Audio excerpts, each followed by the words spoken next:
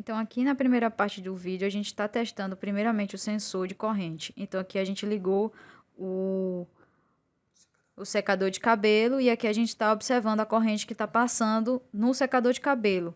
Isso aqui é para reproduzir a corrente que passa na placa fotovoltaica. Então, a gente simplesmente liga. Agora aqui a gente está testando o sensor de temperatura. Então, aqui a gente passa o secador pelo sensor de temperatura para observar o aumento de temperatura. Então, observe que aí ao lado tem esse aumento de temperatura e umidade também. Então, tem essa modificação nos valores. Embaixo tem o gráfico que informa a quantidade de temperatura, né? O quanto que está a temperatura no decorrer do tempo. Aqui a gente está testando os relés, então observe que assim que a gente pressionar um determinado botão, uma saída do relé vai funcionar. Esse sistema serve para controlar as placas manualmente até uma posição X. Aqui embaixo a gente está controlando exatamente o número de rotações por minuto do motor. Então tem esse sistema para a gente ajustar. Observe que aqui tem esse atraso, mas acontece que em relação aos vídeos que foram gravados de forma simultânea, mas quando juntamos teve esse delay entre um vídeo e outro. Mas não tem nenhum delay entre a informação passada no botão para a informação do relé. Então aqui a gente tem esse controle do relé. Já aqui ao lado a gente tem, observe que quando eu pressionar esses botões aqui, eu vou ter o controle, e o importante daqui é que quando eu apertar nesse para armazenar a informação e depois dar o reset, ele não informa nada. Agora, se por exemplo, eu mexer em outro botão e apertar no reset, então eu tenho já o sistema resetado. Então, observe que aqui agora, quando eu pressionar o automático, não acontece nada com o relé. Simplesmente ele fica parado. A mesma coisa acontece com o reset. Se eu pressionar no reset, não funciona o nosso sistema. Então, aqui ao lado eu vou fazer o teste dos LDRs. Aqui é para eixo único. Observe que o botão de eixo único está acionado.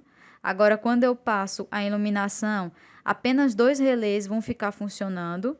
Eu passo por um certo sensor observando a lógica de funcionamento da tabela verdade. Então, aqui a gente tem que esses sensores eles vão funcionar de acordo com a tabela verdade. E observe que apenas 2 relés eles estão funcionando. Esses 2 relés eles vão servir como acionamento horário e anti-horário do motor A. A saída desse relé ele vai diretamente para a ponte H do motor. Então, aqui a gente observe que quando eu não estou passando nenhuma informação, isso acontece porque caso eu ficar muito tempo lá, ele simplesmente passa um determinado tempo e não computa mais. Agora é o teste do eixo 2. Quando eu testo aqui o eixo 2, observe que a partir da lógica de funcionamento, nesse caso aqui eu estou testando a lógica com os 2 acionamentos. Então, observando a tabela verdade, a gente consta que os relés eles são acionados a partir da iluminação que parte de alguns sensores. E aqui, também de acordo com a lógica de funcionamento, a gente tem que apenas um único relé ele vai funcionar. Isso porque vem de acordo com a tabela verdade que a gente criou. Essa tabela verdade veio de algumas observações e alguns artigos que foram publicados, e a gente utilizou esses artigos exatamente para fazer esse controle dos relés, visto que o ESP eles têm apenas uma saída analógica e a gente precisou utilizar as digitais e fazer esse sistema funcionar de acordo com as digitais. Então, aqui no aplicativo, ele está fechando aqui alguns sensores enquanto eu estou passando a iluminação, e a gente consegue observar que algumas partes do relé funcionam e outras não. Isso acontece porque se eu ficar o sol bater durante independente da quantidade de vezes que o sol bater naquele sensor, o relé ele vai funcionar, vai ser ativado, e assim que e mesmo o sol batendo ali, ele sempre vai continuar ativado.